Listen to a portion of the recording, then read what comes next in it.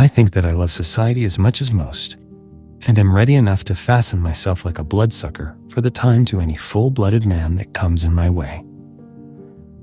I am naturally no hermit, but might possibly sit out the sturdiest frequenter of the barroom, if my business called me thither.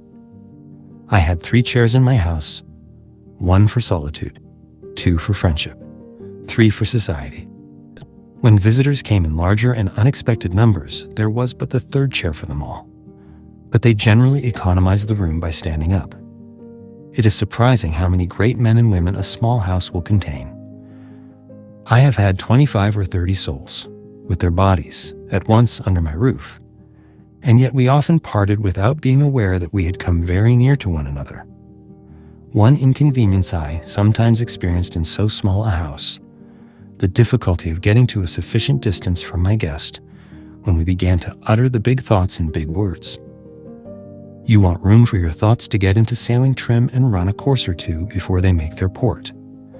The bullet of your thought must have overcome its lateral and ricochet motion and fallen into its last and steady course before it reaches the ear of the hearer.